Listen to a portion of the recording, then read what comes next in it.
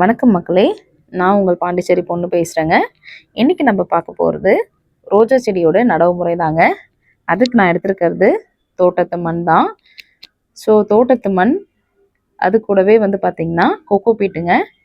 Coco peat இல்லை அப்படின்னா தேங்காயோட நார் இருக்கு இல்லைங்களா, நீங்கள் அது கூட நல்லா அந்த மாதிரி நல்லா பிச்சு போட்டு கூட நம்ம யூஸ் பண்ணிக்கலாம். ஸோ இதை ஆட் பண்ணிக்கோங்க. அதுக்கப்புறம் வந்து மாட்டோட தொழு உரம் இருக்கு இல்லைங்களா, அது வந்து நான் ஒரு 4 கைப்பிடி வந்து நான் ஆட் பண்ணிக்கிறேன். ஸோ அந்த மாட்டோட தொழு உரம் போட்டோம்னா நமக்கு வந்து மண்ணுக்கு வந்து ஒரு நல்ல சத்தாக இருக்குங்க. ஸோ இதெல்லாம் நம்ம நல்லா போட்டுட்டு நம்ம வந்து பள்ளம் எடுத்துக்கணும். நல்லா கொஞ்சம் சென்டராக பார்த்து நம்ம பள்ளம் கொஞ்சம் ஆழமாக எடுத்துக்கிட்டு ஸோ நம்ம இந்த செடியை வந்து நடவு பண்ணுறதுக்கு ரெடி பண்ணிடலாங்க. ஸோ நமக்கு வந்து பேக்கெட்டில் வரும் செடி, நம்ம எடுத்த உடனே செடியை வந்து உடனே நட்டக்கூடாது. ஒரு நாள் வந்து வச்சுருந்துட்டு ஸோ அந்த டெம்பரேச்சருக்கு கொஞ்சம் அது செட்டில் ஆகணும்.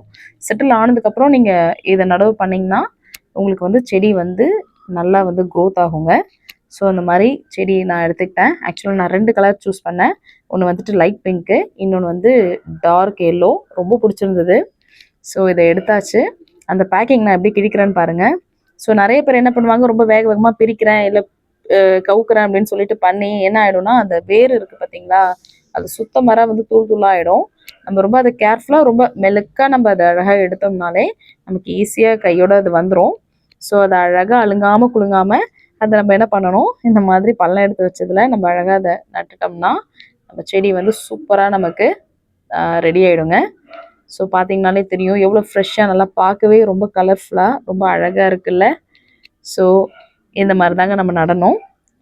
நம்மளோட சேனலை இது வரைக்கும் பார்க்கல, ஃபஸ்ட் டைம் பார்க்குறீங்கன்னா நம்ம சேனலை சப்ஸ்கிரைப் பண்ணிக்கோங்க. நம்ம சேனலில் வந்து நிறைய கார்டன் டிப்ஸு ப்ளஸ் வந்துட்டு ஃபிஷ்ஷோட வளர்ப்பு அதை பற்றிலாம் நம்ம போட்டுட்ருக்கோம். ஸோ ரோஜா செடியோட டிப்ஸ் வந்து பார்த்திங்கன்னா நம்ம நிறைய வந்து போட்டிருக்கோம் சேனலில்.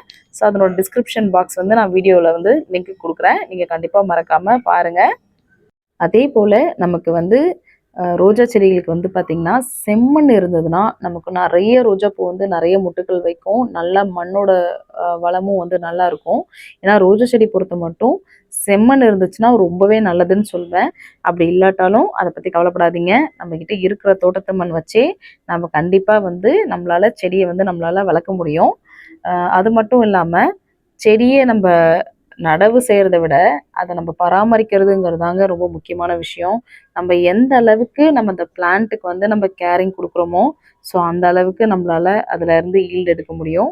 ஸோ நம்ம கையால் ஒரு செடியை நட்டு அதில் இருந்து ஒரு பூவை நம்ம எடுத்தோம்னா அது எவ்வளோ ஒரு சக்ஸஸ்ஃபுல்லாக இருக்கும், நமக்கு ஒரு ரொம்ப சந்தோஷமாக இருக்கும்.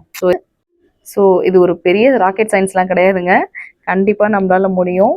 நீங்களும் நிச்சயமாக வீட்டில் வந்து ட்ரை பண்ணி இதே மாதிரி நட்டு பாருங்கள். கண்டிப்பாக பெஸ்ட் ரிசல்ட் வரும்.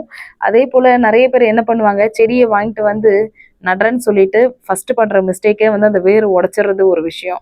2வது செடியை வாங்கிட்டு வந்து அப்படியே வச்சிட்டோம்னா நிறைய தண்ணி எடுத்து ஊற்றுறது, செத்துரும் அப்படின்னு சொல்லிட்டு நம்ம தண்ணி நிறைய ஊற்றினோம்னா வச்சுக்கோங்களேன், என்ன ஆகும், செடியோட அந்த தண்டு பகுதி வந்து அழுகி சீக்கிரமாக சாகக்கூடும்.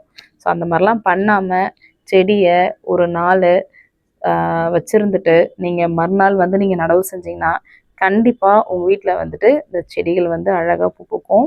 நான் இந்த செடி வாங்கி எப்படியும் ஒரு 1 மந்த் இருக்கும். எனக்கு தெரிஞ்ச வரைக்கும் ஒவ்வொரு செடியிலையும் வந்து இது வரைக்கும் ஒரு 3 பூ பூத்துருச்சு. ரொம்ப அழகாக இருக்குது. நன்றி, வணக்கம்.